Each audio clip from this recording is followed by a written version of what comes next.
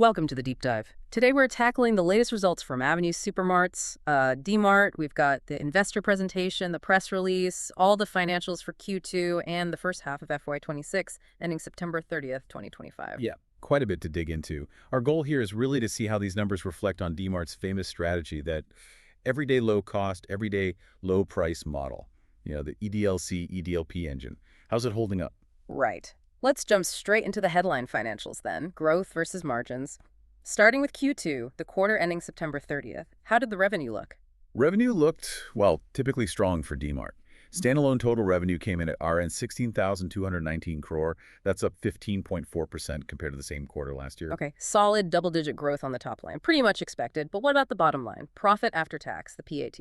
Yes. That's where the story gets a bit more nuanced. PAT was RS 747 crore. Now that's growth, but only 5.1% year-on-year. It's only 5.1% when revenue's up over 15%. Exactly. And the basic earnings per share, the EPS, it reflects that too. Just up slightly to Rs 11.47 from Rs 10.92 last year. So that definitely signals some pressure, right? A big gap between revenue growth and profit growth points straight towards margins getting squeezed. Precisely. You can see it clearly in the margin numbers. The standalone EBITDA margin for Q2 was 7.6%. Last year, same quarter, it was 7.9%. A noticeable dip in the PT margin. Same trend. It compressed from 5.0% in Q2 last year down to 4.6% this Q2. So, yeah, definite pressure there. Okay, was this just a Q2 thing, or did this pattern hold for the entire first half of the financial year? It held. Looking at H1 FY26, the first 6 months, total revenue grew 15.8% year-on-year. So again, strong sales, reaching Rs 32,151 crore. But the profit, let me guess, slower growth. You got it. H1 PP grew only 3.5% year-on-year, hitting Rs 1,576 crore. Wow, only 3.5%. So the margin compression was actually a bit worse over the full half? Slightly, yes. The H1 EBITDA margin fell from 8.4% last year down to 7.9% this year. And the PT margin dropped more significantly from 5.5% down to 4.9%. So it seems like a very conscious choice they're making. Keep prices low, drive that volume, even if it means profit growth takes a back seat for now. Did management comment on this? They did. The CEO designate mentioned sticking firmly to the EDLC, EDLP strategy, and specifically pointed out passing on reduced GST benefits to customers where they could. Okay, so that's the official context. Keep prices rock bottom, build that customer loyalty. Exactly. That's their justification for accepting the margin pressure. The customer benefits from low prices. Of course, you could ask if that GST point is the whole story, or if cost pressures are just generally rising. But either way, the strategy is clear. Customer price wins over immediate margin expansion. Makes sense. If you're accepting lower margins, you need scale and volume to make it work. Which brings us neatly to their physical stores, the expansion, the cluster strategy. Right. That physical network is still the core driver. They added 8 new stores in Q2 alone. 8 in the quarter. How many for the half year? 17 new stores added in H1. That brought the total count up to 432 stores by the end of September 2025. 432 stores? That's quite a footprint. And the total area? 17.9 million square feet of retail space.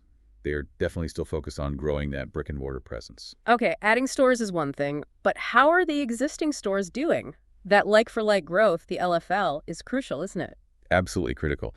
It tells you if the underlying business in mature stores is still growing. For stores open at least 2 years, the LFL growth in Q2 FY26 was 6.8% compared to Q2 last year. 6.8%. That's pretty healthy, right? It means the overall 15% revenue growth isn't just coming from new square footage. The established stores are contributing significantly. Exactly. It shows the model is working organically, not just through expansion. People are coming back, maybe spending a bit more. And their famous cluster strategy, building density in specific regions to keep costs low. Where are they most concentrated now? Still very much focused on their core areas. Maharashtra leads by a huge margin, 120 stores, then Gujarat with 68. After that, Telangana has 45 stores, and Andhra Pradesh is close behind with 42. So heavily weighted towards the west and south still, you can see how that density helps with logistics and keeping those everyday costs down. Definitely. Shorter routes, fuller trucks, efficient supply chains, it all feeds back into the EDLC model. And what are people actually buying in these stores? What does the product mix look like? For the first half of the year, H1 FY26, foods were the biggest chunk, 56.4% of revenue. Makes sense. Staples, groceries, fruits, veggies, the stuff people buy regularly. That drives foot traffic. Precisely. Then you have general merchandise and apparel. That's about 23.45%. And non-foods, things like FMCG, home care products, that's the remaining 20.15%. It's that focus on essentials that keeps people coming back frequently. Right. It's not just a once-a-month big shop. It's positioned as the regular, cheap grocery run. Okay, let's switch from the physical stores to the digital side, DMart Ready. What's the latest there? We got an update from their e-commerce CEO. Yeah, the update on DMart Ready was interesting. It wasn't about, massive, splashy expansion across India. It was more about targeted investment. So what does that mean in practice? It means focusing on deepening their presence in the big metro cities where they already operate. They added 10 new fulfillment centers in Q2. 10 new ones. Okay.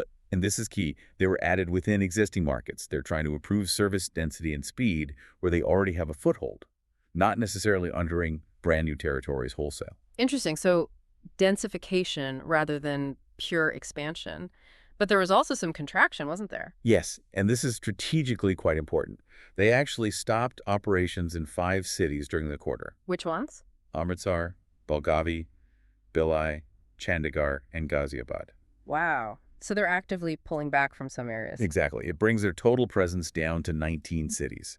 It shows real discipline, I think. They're not chasing growth for growth's sake online. If the economics don't work in a city, likely due to density and delivery costs, they're willing to exit. That really aligns with the whole EDLC, EDLP mindset, doesn't it? If you can't deliver the low price promise profitably, even online, then don't do it. It's quite different from many other e-commerce players who seem okay with burning cash for market share. Absolutely. It suggests they won't sustain deep losses just to have a presence everywhere. They want that online operation to eventually stand on its own feet, cost-wise. Being effective in 19 cities is better than being unprofitable in 24. Very rational. Okay, let's look underneath all this strategy and execution, the foundation. Financial health, efficiency ratios. This is often where DMart really shines. It really is. Their balance sheet is, frankly, remarkable. The standout number is the debt-to-equity ratio. As of H1 FY26 standalone, it was just 0.06 times. 0.06. That's practically zero debt, isn't it? Essentially, yes. Minimal leverage. They're funding this huge operation largely through internal accruals and equity, not borrowing heavily. Gives them incredible financial stability. That's a massive advantage. But the working capital management is where the real magic happens, right? Inventory versus payables. Yes, the efficiency there is key. Their inventory turnover ratio for the first half was 6.8 times. Which means they hold inventory for how long? That translates to days inventory of about 33.9 days. So they sell through their entire stock in just over a month. Pretty quick for a large retailer. Okay, 34 days to sell, but how quickly do they pay their suppliers? The days payables figure. This is the jaw dropper. For H1 FY26, days payables was just 6.8 days. 6.8 days. Wait, so they hold stock for 34 days but pay their suppliers in less than a week? Correct. Think about that. They collect cash from customers for goods sold, often long before they actually have to pay the supplier for those same goods. There's roughly a 27-day gap where they're using the supplier's money, or rather, float generated from sales, to run the business. That's an incredible negative working capital cycle. Few retailers anywhere can manage that. What does paying suppliers that fast do for them? It gives them enormous negotiating power. They're essentially providing super fast liquidity to their vendors. In return, you can bet they demand the absolute lowest purchase prices. It's a huge source of their everyday low cost, maybe more impactful than operational tweaks. And we saw they did tap the market for some short-term funds, right? Commercial paper. Yes, which kind of confirms their preference for avoiding long-term bank debt. They issued a 7 crore of commercial paper in September. And the terms? Very favorable. Rated ICRA A1 plus IC top rating. Issued September 29th, maturing just 3 months later on December 29th, 2025.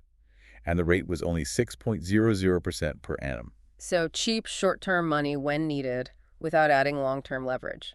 Shows the market trusts them. Okay, let's try and wrap this up. Sure. So the key things for you, the listener, to take away. DMart continues its strong revenue growth, up around 15.8% for the half year.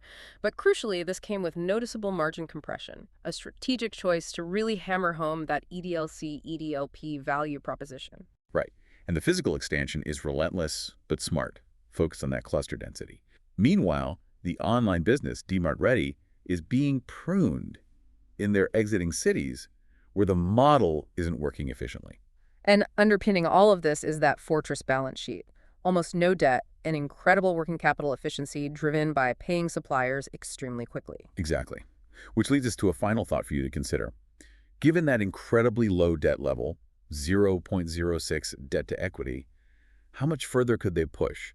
They clearly have the financial firepower for more aggressive expansion, maybe even acquisitions. But their whole culture is built on cautious efficiency. So could the market opportunity in India eventually tempt them or even force them to leverage up and maybe change their risk profile a bit? It's a possibility. And linked to that, Mm. their whole model leans so heavily on those ultra-fast supplier payments, that 6.8-day cycle. What happens if supplier negotiating power shifts, maybe in a tighter credit market? Could that core cost advantage start to erode? Something to keep an eye on. Definitely something to mull over. Thanks for joining us for this deep dive into DMart's results.